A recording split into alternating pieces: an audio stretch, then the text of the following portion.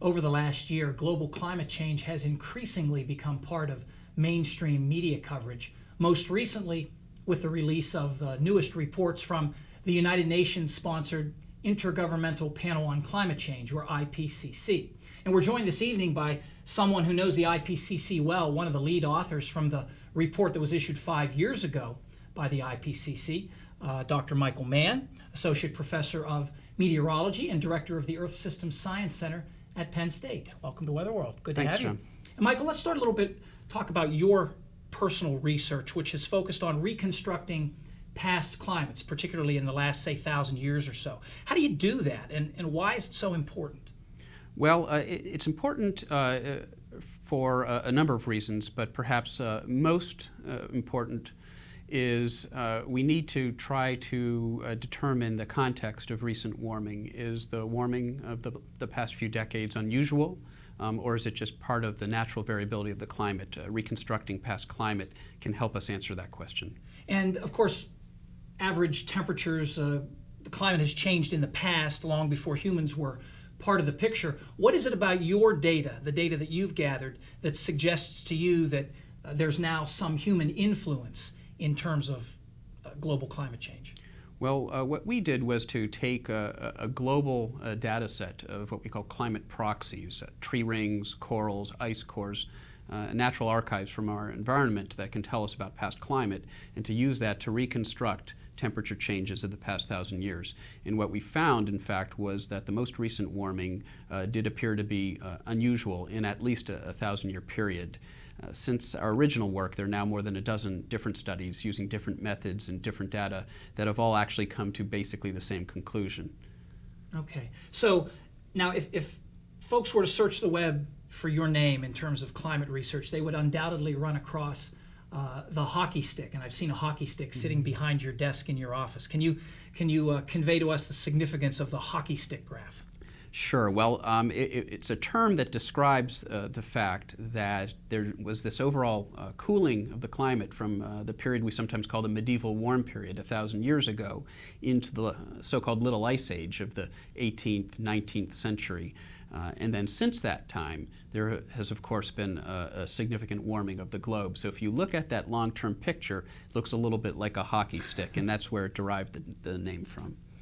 Okay, now, two portions of the new IPCC report have already been released so far this year. You were one of the lead authors of the report 5 years ago. What are some of the significant differences between this new report and the one issued 5 years ago? Well, there's been a lot of significant research in the area of climate change that's been done over the past 5 years since the previous report was published. And in fact, the body of research has become so compelling in terms of our recognition that, in fact, humans are influencing the climate, that the most recent report was able to come to a much stronger conclusion, that we are essentially now 90% certain as a scientific community that human influences are responsible for most of the warming of the past several decades. Okay, well, let's talk a little bit about the documentary An Inconvenient Truth last year. Certainly, this has raised the public awareness of the global warming issue, but in terms of the science of global warming, do you think that documentary helped or hurt things? Well, I think it helped. I think it helped bring the profile of the discussion of the issue of climate change higher in the public mindset, and all things taken into account, Al Gore did a quite good job in reasonably portraying what the scientific thinking is on most of the topics related to climate change. Could we quibble with things here and there? We could certainly squabble about some specifics. But in the big picture, he did a good job. Okay. And it seems like every week there's a new article in the paper. Folks can read about the potential impacts of global warming. How does the average person sift through all that? And do you have any suggestions on where folks can go, perhaps on the web, to really get the science underlying the global warming issue?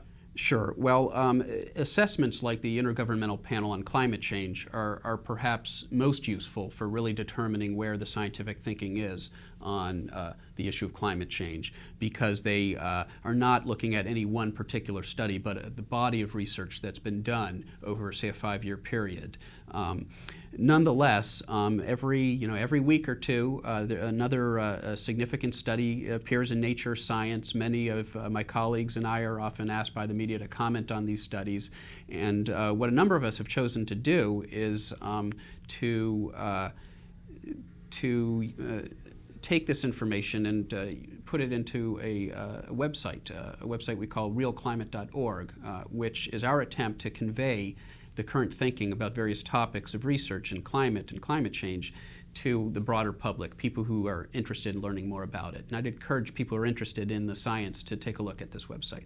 Realclimate.org. We've been speaking to internationally known climatologist Michael Mann, who's on the faculty here at Penn State. Thank you very much, Michael.